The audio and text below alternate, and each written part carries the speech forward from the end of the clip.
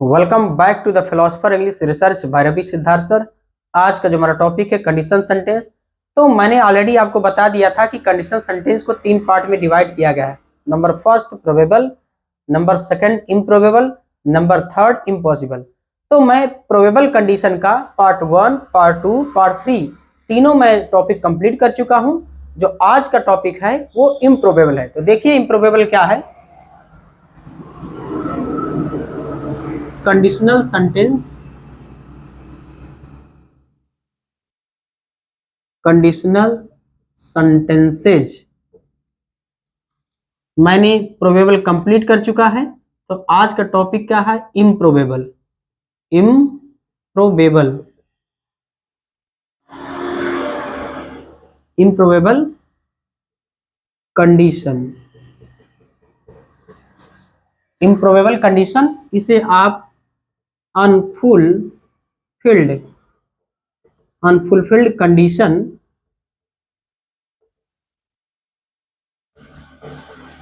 Unfulfilled condition of the present, of the present. मैंने क्या बोला? इम्प्रोबेबल कंडीशन या unfulfilled condition of the present, right. तो इसका कॉन्सेप्ट क्या कहता है? ये 3 तरीके से बनता है। इसका 3 स्ट्रक्चर होते हैं। नंबर फर्स्ट देखिए, आप क्या लगाएंगे? इफ लगाएंगे प्लस सब्जेक्ट लगाएंगे, इसके बाद वर लगाएंगे, ए लगाएंगे, एन प्लस नाउन। सेकेंड देखिए, क्लॉज में सब्जेक्ट लगाएंगे, इसके बाद आप क्या लगाएंगे? वुड लगाएंगे प्लस वर्ब का फर्स्ट फॉर्म ऑब्जेक्ट या कॉम्प्लीमेंट। ये पहला स्ट्रक्चर है। दूसरा स्ट्रक्चर आप इस तरीके से भी बना सकते हैं। आप वर लगाएंगे प्लस सब्जेक्ट, ए लगाएंगे, एन प्लस क्या लगाएंगे? आप नाउन।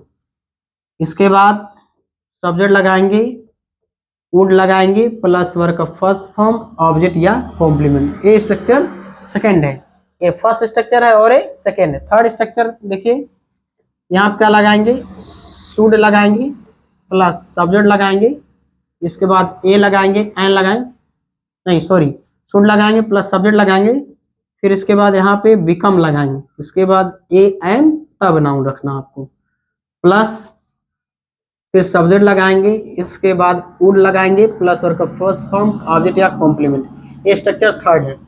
तो आप इम्प्रोबेबल कंडीशन को आप 3 प्रकार से बना सकते हैं। पहला स्ट्रक्चर देखिए, इफ लगाएंगे प्लस सब्जेक्ट, इसके बाद verb A N plus noun, और इसके बाद सेकंड क्लॉज में सब्जेक्ट लगाएंगे, वुड प्लस वर्ब का फर्स्ट फॉर्म ऑब्जेक्ट या कॉम्प्लीमेंट। सेकंड क्या स्ट्रक्चर? वर्ब लगाएंगे प्लस सब्जेक्ट, इसके बाद A N plus noun. Second वाले क्लॉज में देखिए, सब्जेक्ट लगाएंगे, वुड लगाएंगे प्लस वर्ब का फर्स्ट फॉर्म प्लस ऑब्जेक्ट या कॉम्प्लीमेंट। थर्ड देखिए, शुड लगाएंगे प्लस सब्जेक्ट, बिकम लगाएंगे, A N plus noun plus subject plus would plus verb का फर्स्ट फॉर्म प्लस ऑब्जेक्ट या कॉम्प्लीमेंट, राइट। तो मैंने 3 स्ट्रक्चर दे दिया। अब मैं सेंटेंस में पहला देखिए प्रोबेबल कंडीशन का फर्स्ट सेंटेंस, कि जैसे अगर मैं पक्षी होता, अगर मैं पक्षी होता तो, अगर मैं पक्षी होता तो आकाश में उड़ता, तो आकाश में उड़ता। अगर मैं पक्षी होता तो आकाश में उड़ता। अब देखिए, मान लीजिए कि कोई बर्ड्स है, सपोज कीजिए पैरट है या पिकॉक है, मोर है या पैरट है, कोई भी एनी बर्ड्स, कोई भी पक्षी हो। अब मान लीजिए क्या हुआ, कोई पक्षी बहुत ऊंचाई पर उड़ रही है या तरह तरह की चीजें खा रही, फ्रूट्स खा रही है। तो अब आपके दिमाग में क्या आ रहा है कि अगर मैं पक्षी होता तो आकाश में उड़ता। ना तो आप पक्षी हैं, ना तो आकाश में उड़ सकते हैं। आप अपने माइंड में इमेजिन कर रहे हैं, आप अपने दिमाग में इमेजिन कर रहे हैं, माइंड में इमेजिन कर रहे हैं कि अगर मैं पक्षी होता तो आकाश में उड़ता। मान लीजिए 2-4 मेंबर बैठे हैं। अब कोई पक्षी उड़कर कोई फ्रूट्स खाकर कहीं इधर उड़ रही है, कहीं उधर उड़ रही है, या कहीं आकाश में उड़ रही है। तो अब आपस में पक्षी के बारे में चर्चा हो रही है। अब उस कंडीशन में आपका फ्रेंड कह रहा है, या आपके दिमाग में क्या जो कि क्वेश्चन उठ रहा है कि अगर मैं पक्षी होता तो आकाश में उड़ता। आप इमेजिन कर रहे हैं, किमेरा कर रहे हैं। ये सब झूठ मूठ का होता है। अगर मैं पक्षी होता तो आकाश में उड़ता। ना तो आप पक्षी हैं, ना तो आप आकाश में उड़ सकते हैं, राइट। तो ये जो है कि आपने दिमाग में इमेजिन किया, आप केवल कल्पना किया, तो इसे हम इम्प्रोबेबल कंडीशन या unfulfilled condition of the present. Unfulfilled मतलब ऐसे ही आप समझ जाइए, आप पक्षी नहीं बन सकते।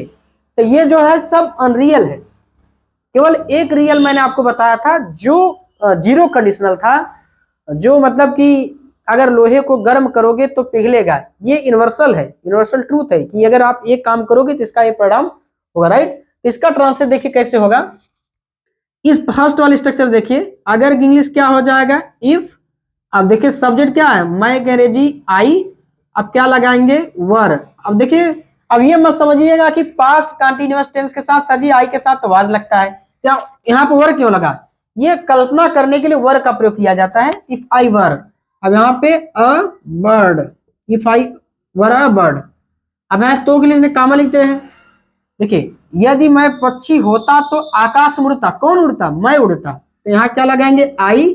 अब देखिए क्या है, सेकंड क्लास में क्या है, अब क्या बचा आपका, उड़ है, प्लस वर्ब क्या है, उड़ना, तो फ्लाई। अब मेक एनर्जी क्या होता है, इन आकाश का, द स्काई।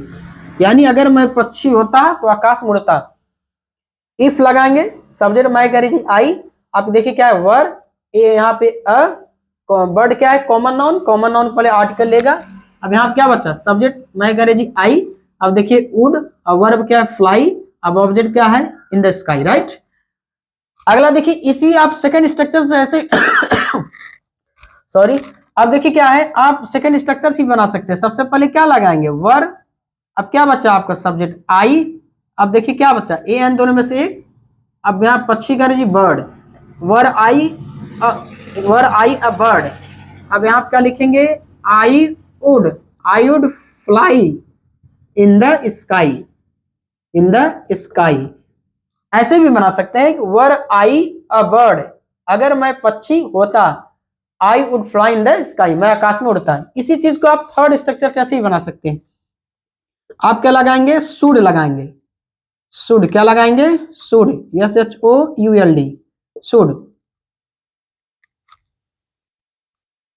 शुड। अब क्या देखिए, सब्जेक्ट क्या है, आई। अब यहाँ पे become, B E C O M E, become a bird. यानी इसका मतलब ऐसे भी कर सकते हैं, अगर मैं पक्षी बन जाता, ऐसे भी इसका ट्रांसलेट हिंदी में होगा, should I become a bird, अगर मैं पक्षी बन जाता। ऐसे भी कर सकते हैं, या ऐसे भी कर सकते हैं, अगर मैं पक्षी होता तो आकाश में उड़ता। यानी कि I would, I would fly in the sky, in the sky. देखिए ऐसे भी बना सकते हैं, should I become a bird, I would fly in the sky, अगर मैं पक्षी बन जाता तो आकाश में उड़ता। या ऐसे भी कर सकते हैं, अगर मैं पक्षी होता तो आकाश में उड़ता, राइट। अगला देखिए, अगला सेंटेंस देखिए कि अगर मैं डीएम होता, अगर मैं डीएम होता, आप डीएम हो नहीं, अगर मैं डीएम होता तो प्रधानमंत्री से बात करता, प्रधानमंत्री से बात करता। आप केवल कल्पना कर रहे हैं, अगर मैं डीएम होता तो प्रधानमंत्री से बात करता। अब देखिए क्या है, ना तो आप डीएम हैं, ना तो आप प्रधानमंत्री से बात कर रहे हैं। अगर इंग्लिश क्या हो जाएगा, यहाँ आप क्या लगाएंगे, इफ। अब सब्जेक्ट मैं करे जी आई। अब क्या लगाएंगे यहाँ पे, वर अ डीएम, तो प्रधानमंत्री बात करता। कौन करता, आप ही तो बात करते हैं। यानी कि आई वुड, यानी मैं बात करता, आई वुड, आई वुड, हाँ तो मैं प्रधानमंत्री से बात करता ना, I would talk to the prime minister, यानी शॉर्टकट में पीएम। देखिए, अगर मैं डीएम होता तो प्रधानमंत्री से बात करता। If I were a DM, I would talk to the PM, मैं प्रधानमंत्री से बात करता, राइट।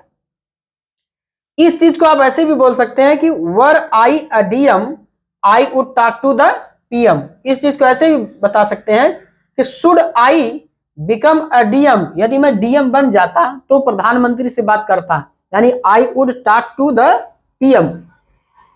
और देखिए तीसरा सेंटेंस देखिए कि अगर मैं राजा होता, वह भी लगा सकते हैं, अगर आप राजा होते ऐसे ही बना सकते हैं, खास करके जो है कि मैं से ही सेंटेंस शुरुआत करेंगे तो, क्योंकि आप अपने आप से ही कल्पना करेंगे तो मैं लगाएंगे, कोई दूसरा व्यक्ति अपने आप में कल्पना करेगा तो उसके लिए भी मैं आएगा। आप भी लगा सकते हो, अगर मैं राजा होता, आप राजा हो नहीं, अगर मैं राजा होता तो गरीबों की मदद करता, तो गरीबों गरीबों की मदद करता। ना तो आप राजा हैं, ना तो आप गरीबों की मदद। इधर देखिए सेंटेंस का भाव क्या निकल रहा है, अगर मैं राजा होता तो गरीबों की मदद करता। ये सेंटेंस देखिए बीत चुकी है। देखिए क्या है, अगर मैं राजा होता तो गरीबों की मदद करता। ना तो आप राजा हैं, ना तो आप गरीबों का मदद किए। अब देखिए क्या है, अगर मैं राजा होता तो गरीबों की मदद करता। मान लेते हैं ये वाक्य बीत चुकी है। सपोज करिए कि ये जो सेंटेंस है, अगर मैं राजा होता तो गरीबों की मदद करता, मान लीजिए कि 1 महीने 2 महीने या साल भर 2 साल या 10 साल पिछले कोई राजा था, वो गरीबों की मदद नहीं करता था। तो आप प्रेजेंट में जो है कि आप खड़े हैं, यानी कि आप प्रेजेंट में हैं, कल्पना कब की कर रहे हैं, पास्ट की, कि अगर मैं राजा होता, मतलब उस टाइम पे अगर राजा होते, पास्ट में होते, अगर मैं राजा होता तो गरीबों की मदद करता। ना तो आप उस टाइम पे राजा थे, ना तो आप गरीबों की मदद की है। आप पास्ट की जो घटना इवेंट हुई है, आप प्रेजेंट में जो है कि इमेजिन कर रहे हैं, कल्पना कर रहे हैं। तो उस कंडीशन में ये 3 स्ट्रक्चर से बना सकते हैं कि अगर मैं राजा होता तो गरीबों की मदद करता।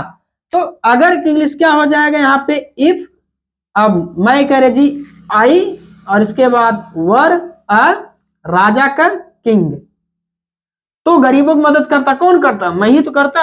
I would help the poor, I would help the poor.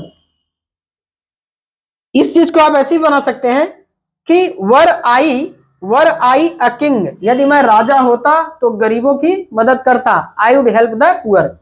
इस चीज को आप ऐसे बना सकते हैं, should I become a king, I would help the poor. तो मुझे उम्मीद है कि आप समझ चुके होंगे। अगर जिनको इस कंडीशनल सेंटेंस में, यानी कि इम्प्रोबेबल कंडीशन में, जिसे हम unfulfilled condition of the present बोलते हैं, अगर इसमें कोई कमी हुआ होगा आपको समझने में, या कोई आपको प्रॉब्लम हो, तो मुझे कमेंट के माध्यम से बता सकते हैं, राइट। और मुझे उम्मीद है कि आप इस कॉन्सेप्ट को समझ चुके होंगे। आप इसको तीन स्ट्रक्चर से बना सकते हैं, 3 तरीके से बना सकते हैं। और कोई प्रॉब्लम हो तो आप मुझे कमेंट के माध्यम से बता सकते हैं। यदि आपको मेरा वीडियो अच्छा लगा तो वीडियो को लाइक कीजिए, शेयर कीजिए, और चैनल को सब्सक्राइब कीजिए, और बेल आइकन को प्रेस कीजिए, ताकि मेरे वीडियो का नोटिफिकेशन आप तक पहुंच सके। अब मैं मिलता हूं आप लोगों से नेक्स्ट वीडियो में।